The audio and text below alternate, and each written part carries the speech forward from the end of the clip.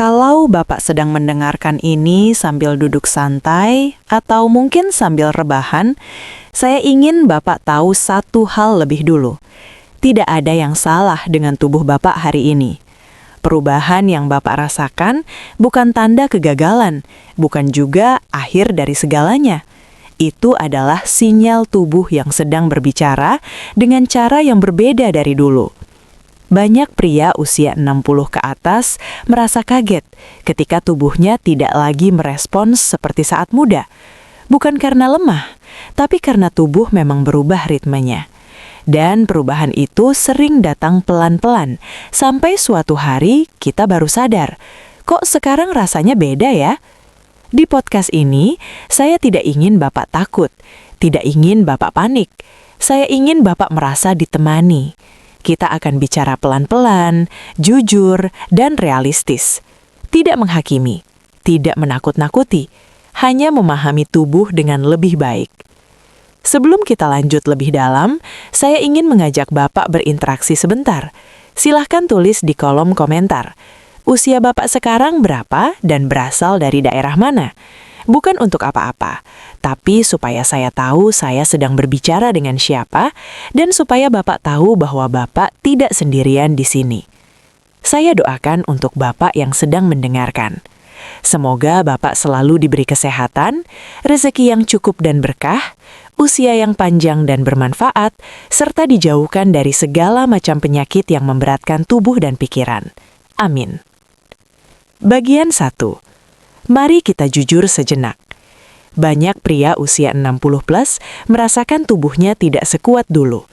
Tenaga cepat habis, semangat naik turun, kadang merasa kok begini ya sekarang? Yang membuat berat bukan hanya perubahan fisik, tapi perasaan kehilangan versi diri yang dulu.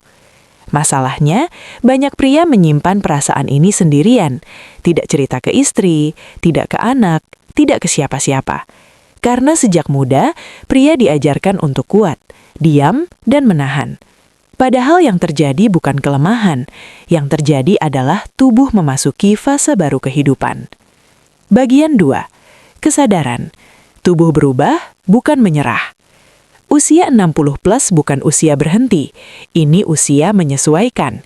Kesadaran pertama yang penting adalah, tubuh sekarang punya kebutuhan berbeda. Cara merawatnya tidak bisa disamakan dengan usia 30 atau 40. Banyak pria kecewa karena masih membandingkan dirinya dengan masa lalu, padahal membandingkan itu justru menguras energi mental. Kesadaran yang sehat adalah berkata, tubuh saya berubah, dan saya akan belajar memahaminya. Bagian 3. Empati. Anda normal, Anda manusia. Kalau Bapak pernah merasa minder, khawatir, takut tidak berguna, takut mengecewakan pasangan, saya ingin Bapak dengar baik-baik, itu manusiawi. Bukan Bapak saja, banyak pria usia 60 plus merasakan hal yang sama, hanya saja tidak diucapkan. Tubuh yang melambat bukan tanda harga diri menurun. Harga diri pria tidak diukur dari kecepatan tubuh, tapi dari kebijaksanaan, pengalaman, dan cara menjaga. Bagian 4. Harapan realistis. Bukan kembali muda, tapi lebih stabil. Saya tidak akan menjanjikan Bapak kembali seperti umur 30. Itu tidak jujur. Tapi saya bisa mengatakan ini dengan tenang. Banyak pria 60 plus bisa merasa lebih stabil, lebih nyaman dan lebih tenang dengan tubuhnya. Bukan dengan cara ekstrem, bukan dengan memaksa. Tapi dengan menerima ritme baru, mendengarkan sinyal tubuh, mengurangi tuntutan pada diri sendiri. Harapan yang sehat bukan tentang menjadi hebat, tapi menjadi cukup dan nyaman. Bagian 5. Pesan Dr. Nanda untuk pria 60 plus. Bapak yang saya hormati, usia 60 plus bukan tentang kehilangan, tapi pergeseran peran. Dulu mungkin Bapak mengejar banyak hal, sekarang waktunya menjaga, menata, dan menikmati hasil perjalanan panjang hidup. Tubuh boleh melambat, tapi nilai diri tidak pernah menurun. Penutupan. Ajakan komentar. Sekarang saya ingin mengajak Bapak kembali ke kolom komentar. Silahkan tulis, Apakah Bapak pernah merasakan kondisi yang saya ceritakan dan manfaat apa yang Bapak rasakan setelah menonton atau mendengarkan sampai selesai?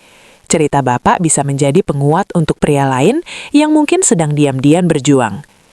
Penafian, wajib. Apa yang saya sampaikan di podcast ini bersifat edukasi dan pendampingan emosional, bukan pengganti konsultasi langsung dengan dokter atau tenaga medis profesional.